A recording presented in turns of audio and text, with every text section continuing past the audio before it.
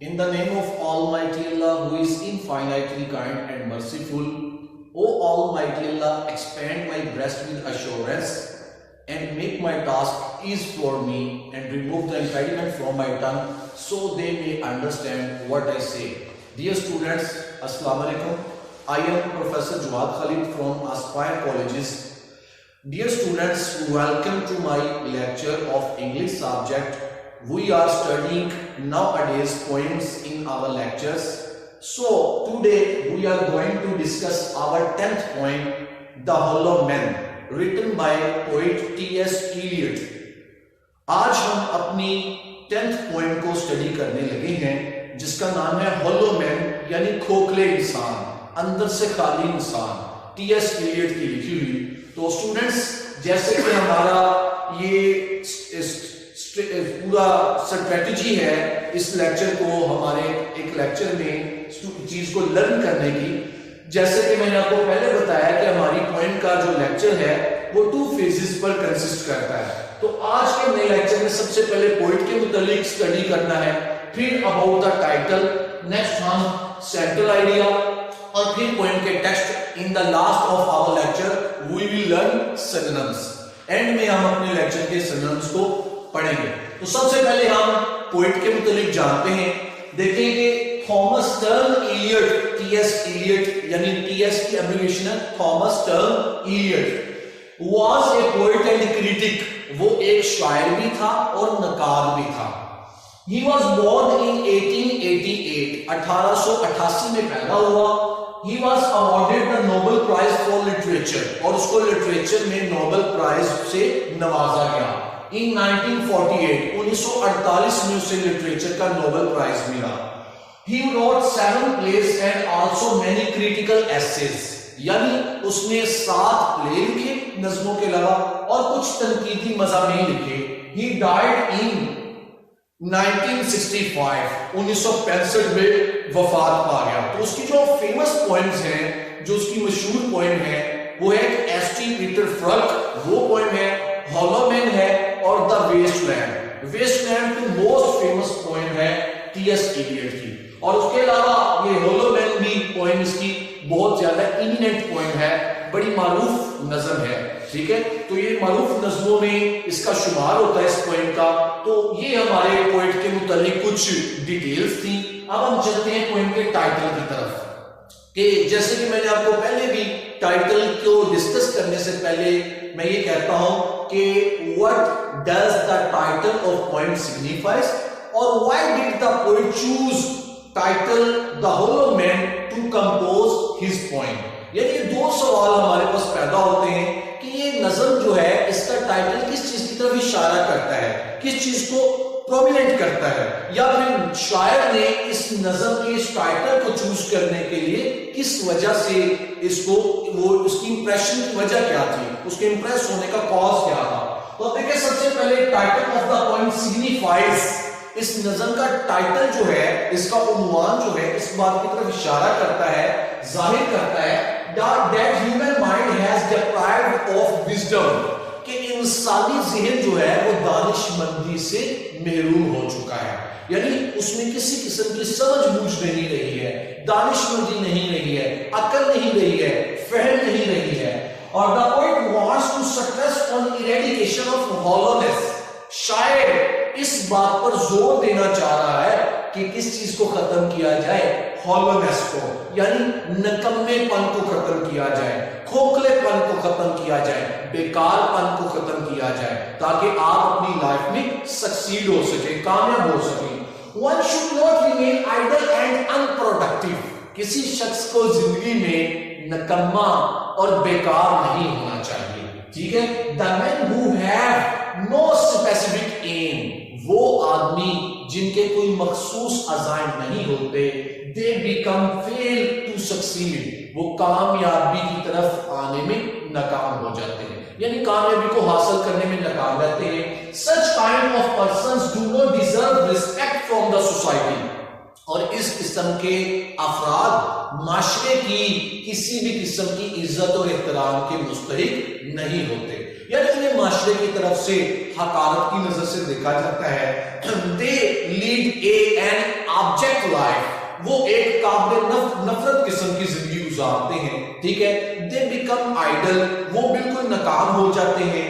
They do not want to try to discover something new, वो किसी भी नई चीज को दरियाफ्त करने के लिए इवन के कोशिश भी नहीं करते हैं। तो यही हमारी पोएम का जो उन्वान है, टाइटल है, वो इसी चीज को रिप्रेजेंट कर रहा है, इसी चीज को सिग्निफाई कर रहा है। जैसे कि मैं आपको एक एक लफ्ज को उर्दू में एक्सप्लेन कर चुका हूं। तो स्टूडेंट्स, अब हम चलते हैं पोएम के सेंट्रल आइडिया की तरफ। इस नज़म का मरकजी ख्याल क्या है, इसकी थीम क्या है, यानी इसमें पोएट हमारे तक कौन सी चीज को कन्वे करना चाहता है, यानी what kind of thinking does the poet want to convey us, किस किस्म की उसकी सोच है शायर की जो वो हमारे तक पहुंचाना चाहता है। तो चलते हैं सेंट्रल आइडिया की तरफ। In the poet urges us to be active, इसमें शायर हमें उकसाता है, कायल करता है कि बिल्कुल चुस्त हो जाओ, एक्टिव हो जाओ। We must have real zeal, हमें हकीकी जोशो खरोश होना चाहिए, and force in our life, और हमारी जिंदगी के अंदर एक कुव्वत होनी चाहिए जो हमें कामयाबी की तरफ लेके जाए, जो हमारी नाकामी को खत्म करे। तो लाइफ विदाउट एन एम, जिंदगी किसी मकसद के बगैर, पैशन किसी जज्बे के बगैर, एंड स्पिरिट और रूह के बगैर इज ए मीनिंगलेस लाइफ, वो एक बेकार जिंदगी है। जैसे कि मैं टाइटल में भी एक्सप्लेन कर चुका हूं कि इंसान के एक स्पेसिफिक एम्स नहीं होंगे तो वो क्या हो जाएगा, उसकी लाइफ भी रुइन हो जाएगी, डिवास्टेट हो जाएगी, और वो सक्सीड भी नहीं हो सकेगा अपने एम में, अपने मकसद में। तो the poet says that we should be even violent, कहता है कि हम अपनी, शायर कहता है कि हमें we should be even violent, हम किसी हालत यानी किसी हद तक तशद्दुद हो जाए इन टेकिंग एक्शंस, मुख्तलिफ इकदामात उठाने में। यानी वो इधर ये कहना चाह रहा है कि किसी के ऊपर जुल्म बर्बरियत के इकदामात में हमें वायलेंट नहीं होना चाहिए। वो ये कह रहा है कि कामयाबी की तरफ कदम बढ़ाने के लिए हमें क्या होना चाहिए, हमें वायलेंट हो जाना चाहिए, यानी हमें कुछ हॉश हो जाना चाहिए, कुछ संजीदगी का मुजाहरा करना चाहिए। तो यही हमारी पोएम का सेंट्रल आइडिया है। तो स्टूडेंट्स, अब हम चलते हैं अपनी पोएम के टेक्स्ट की तरफ। अब इस टेक्स्ट को we will explain the verses of poem with complete Urdu translation and explanation of difficult English meaning in Urdu। हम इस पोएम के वर्सेस को उर्दू तर्जुमे के साथ एक्सप्लेन करते हैं और मुख्तलिफ जो इंग्लिश के इसमें वर्ड्स यूज हुए हैं उनको उर्दू मीनिंग के साथ एक्सप्लेन करते हैं। तो देखिए, सबसे पहले स्टूडेंट्स, पोएट कहता है we are the hollow men, हम खोखले आदमी हो गए हैं, हम बेकार हो चुके हैं, हम निकम्मे आदमी हैं। और साथ ही दूसरी लाइन में क्या कहता है, we are the stuffed men, हम कीमती आदमी हैं, यानी स्टफ्ड से मुराद है हम बेकार आदमी। ऊपर वो होलो मैन बेकार खोखले कह रहा है और नीचे स्टफ्ड से मुराद है हम कार आमद इंसान हैं, हम अहम इंसान हैं। यानी यहां पर पोएट क्या कर रहा है, एप्रिशिएट कर रहा है उन पर्सनैलिटीज को जो कि बहुत ज्यादा हार्ड वर्कर है। और ऊपर वाला जो हमारा वर्स है, ऊपर वाली लाइन में पोएट उन लोगों को क्रिटिसाइज कर रहा है, those are idle and those remain fail to succeed in their life, जो लोग निकम्मे हैं और जिंदगी में बिल्कुल कामयाब नहीं हो सकते, उनको यहां पर कोई क्रिटिसाइज कर रहा है। ठीक है, यहां पर क्रिटिसाइज उनके ऊपर हो रहा है और नीचे एप्रिसिएशन दी जा रही है हार्ड वर्किंग पर्सनालिटीज को। तो कहता है we are the stuffed men, हम कार आमद शख्स हैं, लीनिंग टुगेदर, एक दूसरे के सहारे खड़े हुए हैं। यानी वो कह रहा है कि जो बेकार शख्स है वो और जो कारआमद शख्स है ये दोनों एक दूसरे का सहारा लिए हुए हैं। कि जो एक बेकार शख्स है वो डिपेंडेंट है किसके ऊपर, कारआमद शख्स के ऊपर। तो कहता है लीनिंग टुगेदर, एक दूसरे के सहारे खड़े हुए हैं। Head is filled with straw, हमारे दिमाग में भूसा भरा हुआ है। हेड पीस से बुरा दिमाग, ठीक है, आपका ब्रेन, और फिल्ड विद स्ट्रॉ, इसमें क्या हुआ है, इसमें तिनके भरे हुए हैं, इसमें भूसा भरा हुआ है। और साथ ही पोएट क्या कह रहा है, अल्लाह, अफसोस, यानी यहां पर वो लैमेंट कर रहा है, अफसोस का मुजाहरा कर रहा है। The poet laments here that we are worthless, कि हम यहां पर बेकार हो चुके हैं, because we lack of thinking power, क्योंकि हमारे पास सोचने की कुव्वत नहीं है। इसीलिए वो कह रहा है हेड इज फिल्ड विद सट्रो, अल्लाह अफसोस हमारा दिमाग तिनके से भरा पड़ा है। आवर ड्राई वॉइसेस, और हमारी बेकार आवाजें। वैसे ड्राई खुश्क तो कहते हैं, लेकिन इधर ड्राई वॉइसेस बेअसर आवाजें, यानी बेरोक आवाजें, ठीक है। और ये बेकार आवाजें कह रहे हैं। When, जब we whisper together, जब हम इकट्ठे सरगोशी करते हैं, इकट्ठे गुफ्तगू करते हैं, तो हमारी आवाजें जो हैं वो बिल्कुल बेसूद लगती हैं, बिल्कुल बेकार लगती हैं। यानी our voices cannot impart any impression on our personalities। हमारी आवाजें जो है वो हमारी शख्सियात के ऊपर किसी भी किस्म का कोई असर नहीं बर्पा कर सकती, क्योंकि उनमें कोई असर ही नहीं रहा, वो बिल्कुल बेकार हो चुकी हैं। तो उनको सुनने से, यानी जो कोई भी कोई एक वॉइस कोटेशन किसी को डिलीवर करे, कोई यानी उसे एक दानिशमंदाना बयान दे, कोल कहे, तो उस कोल को भी क्या उसने कह दिया, ड्राई वॉइसेस हो गई है, यानी बेकार आवाजें हो चुकी हैं, हमारे बयानात में वो असर नहीं रहा।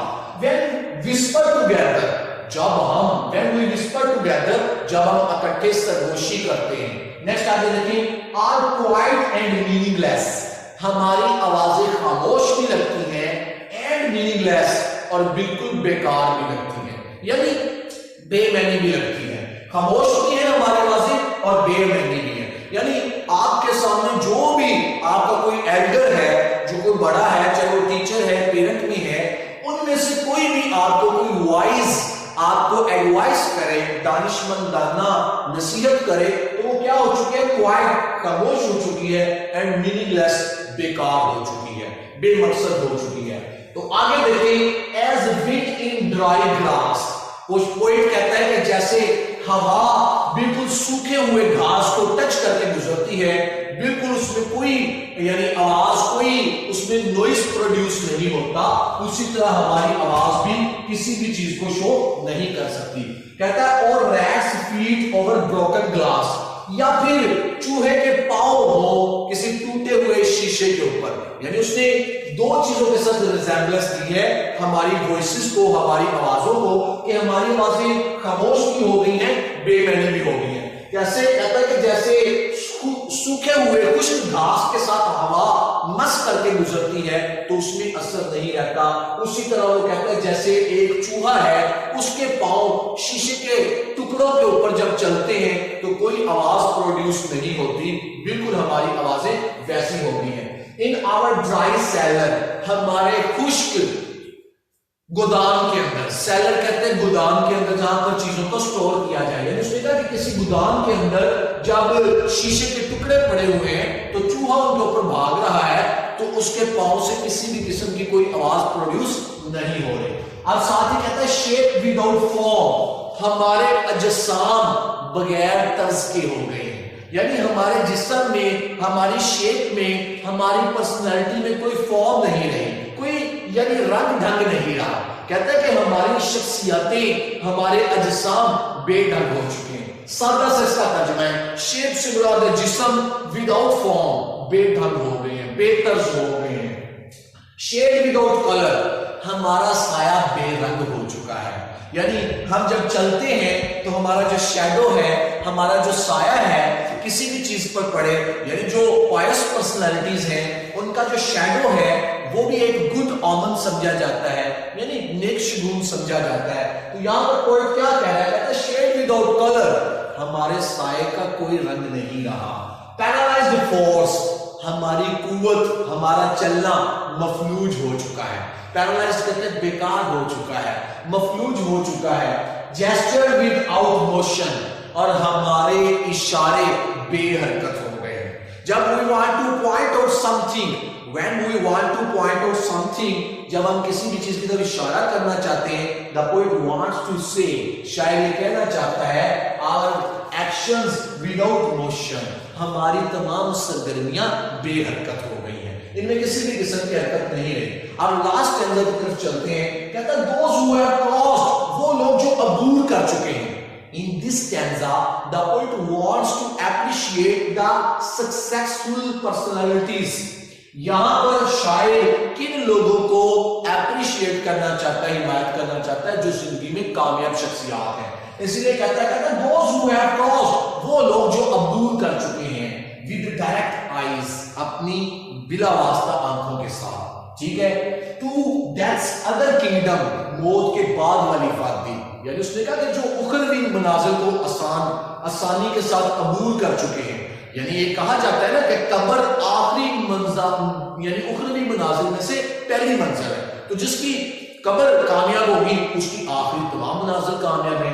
तो ये देखिए, ये poet being a non Muslim personality, शायर एक गैर मुस्लिम शख्सियत होने के नाते भी ही पॉइंट्स आउट द रियलिटी, वो भी इसी हकीकत की तरफ इशारा करता है. कहता है those who have crossed with direct eyes, वो लोग जो बिला वास्ता आंखों के साथ अबूर कर चुके हैं या देख चुके हैं क्या, टू दैट्स अदर किंगडम, मौत के बाद की वादी की तरफ, मौत के आगे की तरफ, रिमेंबर अस, वो हमें याद दिलाते हैं. इफ एट ऑल, अगर मुकम्मल तौर पर, नॉट एज लॉस्ट, हम इतने खोए हुए नहीं, गुमे हुए नहीं हैं. कहता हमें याद दिलाते हैं अगर हम मुकम्मल तौर पर खोए हुए या गुमे हुए नहीं हैं. वायलेंट साउंड्स, हमारी रूहों में तशद्दुद बढ़ गया है, बहुत ज्यादा जबर आ गया है. बट ओनली, लेकिन सिर्फ, एज द हॉलो मैन, जैसे कि खोखले आदमी, द स्टफ्ड मैन, वैसे ही कामयाब आदमी भी है, वैसे ही फायदामंद इंसान भी है. तो जी ये हमारी पोएम की टेक्स्ट थी. इसमें देखिए जो हमारा इंपॉर्टेंट स्टैंजा है पोएम का, शेप विदाउट फॉर्म से लेके मोशन तक, और यहां से लेके दोज हु हैव क्रॉस्ड से लेके who as the hollow men, the stuffed men, ये आम तौर पर बोर्ड के एग्जाम में ऑकेजनली, फ्रीक्वेंटली ये पूछा जाता है. तो इसको आपने अच्छी तरह से इनके स्टैंजास को प्रिपेयर करना है, इसको एक्सप्लेनेशन को और इसकी एक्सप्लेनेशन को. ठीक है. तो now we are going to discuss our synonyms. अब हम इस पोएम के सिनोनिम्स को डिस्कस करते हैं. तो जैसे कि मैंने इस पोएम के टेक्स्ट में से वर्ड्स को यहां पर लिखा है. सबसे पहले देखिए यहां पर हॉलो वर्ड जो है, HOLLOW, हॉलो, ये वर्ड लिखा गया है. ठीक है जी. तो ये हॉलो जो वर्ड लिखा गया है, ये एक किस्म का है बेकार. बेकार, और बेकार से मुराद है वर्थलेस. इसका एक मीनिंग होगा, इसका ये एक मीनिंग है यूजलेस. ठीक है जी, इस हमारे हॉलो वाले वर्ड का. ठीक है जी. और एक इसका हम ये वर्ड नेक्स्ट इसका लिखेंगे, इसका हम लिखेंगे आइडल, नकम्मे, बिल्कुल बेकार, यूजलेस शख्स हैं, यानी सॉलिड भी नहीं है. अब आगे हमारा नेक्स्ट जो अगला वर्ड है इस पोएम के स्टैंजे में, वो है स्टफ. ये जो इंपॉर्टेंट वर्ड है हमारा स्टफ. सेकंड, स्टफ से मुराद है यानी फायदामंद, भरे हुए, और इसका मीनिंग है वर्थलेस. एक मीनिंग है फील्ड, भरे हुए. ठीक है जी. इसके दो मीनिंग बनेंगे, पॉसिबल मीनिंग्स, FILLED, फील्ड, और दूसरा WORTHLESS, वर्थलेस, कि हम भरे हुए हैं. ठीक है जी. नेक्स्ट आगे आ गया जी हमारा, यहां पर वर्ड है हेड पीस, यानी हेड पीस से मुराद है दिमाग. ठीक है. तो हेड पीस का है दिमाग, इसका मीनिंग बनेगा हेड पीस का ब्रेन, BRAIN, ब्रेन आएगा हेड पीस का. ठीक है जी. यानी कवरिंग फॉर्म ऑफ हेड, जिसको हम खोपड़ी भी कहते हैं, वो भी इसका हम लिख सकते हैं. नेक्स्ट आगे जी आ गया स्ट्रॉ. स्ट्रॉ हम कहते हैं तिनके को, जैसे कि वहां भी लिखा हुआ है, और दूसरे को इसका है HAY, ये है तिनके को कहते हैं स्ट्रॉ. ठीक है जी. नेक्स्ट आगे हमारा आ गया जी विस्पर, सरगोशी करना. इसका है स्पीक सॉफ्टली, यानी बड़े आराम के साथ बोलना, गुफ्तगू करना. स्पीक सॉफ्टली यानी नरम गुफ्तगू, आहिस्ता बोलना, यानी हल्की हल्की सरगोशी करना. नेक्स्ट आगे है जी क्वाइट. ये क्वाइट का हम मीनिंग लिखेंगे साइलेंट. ठीक है. खामोश हो चुकी हैं, बिल्कुल खामोश, बेकार हो चुके हैं. नेक्स्ट आगे आ गया जी मीनिंगलेस. मीनिंगलेस का एक मीनिंग है यूजलेस. ठीक है जी. ठीक है. और दूसरा मीनिंग इसका है अनइम्पॉर्टेंट, बेमैनी. अनइम्पॉर्टेंट, ये दो मीनिंग है इसके, मीनिंगलेस के। नेक्स्ट आगे आ गया जी हमारा वर्ड सेलर। सेलर का है जी स्टोरेज, ये कहते हैं गोदाम को जहां पर चीजें स्टोर की जाए, रखी जाए, STORAGE, ये हमारा स्टोरेज है सेलर का। नेक्स्ट आगे है पैरालाइज्ड। पैरालाइज्ड ये है मफलूज को कहते हैं, बिल्कुल बेकार को। इसका एक मीनिंग है इनवैलिड, ठीक है जी, इनवैलिड, और दूसरा मीनिंग है इंपॉर्टेंट, IMPORTANT, इंपॉर्टेंट, दो मीनिंग है इसके, ठीक है। नेक्स्ट आगे आ गया जेस्चर, ये इशारे को कहते हैं, इसका मीनिंग है एक्शन, यानी किसी भी चीज का एक्शन करना, ठीक है जी। नेक्स्ट आगे है मोशन, हरकत करना, इसका है मूवमेंट, यानी भागना दौड़ना। नेक्स्ट आगे है जी वायलेंस। वायलेंस का एक मीनिंग है इंटेंस, यानी शदीद हो जाना, और दूसरा है फियरस, FIRCE, फियरस कहते हैं ये बहुत ज्यादा पुरतशद्दुद किस्म के। तो स्टूडेंट्स ये हमारे सिनोनिम्स थे। अब इनमें जो मोस्ट इंपॉर्टेंट सिनोनिम्स हैं इनके ऊपर मैं स्टार ड्रा कर रहा हूं। हॉलो, स्टफ्ड, ठीक है। नेक्स्ट आगे विस्पर, हेड पीस भी इसका इंपॉर्टेंट है, और उसके बाद नेक्स्ट आगे पैरालाइज्ड, जो अक्सर पेपर में पूछे जाते हैं, जेस्चर और वायलेंट। ये हमारे मोस्ट इंपॉर्टेंट हमारे सिनोनिम्स हैं इस लेसन के, जो अक्सर एग्जाम में पूछे जाते हैं। तो इन the last of my lecture it is assured you all that my humble endeavor will prove very beneficial for you all for getting high marks in poems and achievement of high positions in annual examination. In our next lecture, we will comprehensively discuss about the reference to the context of this poem, The Hollow Man, and important question answers of the poem Hollow Man. Wish you all the best. Allah Hafiz.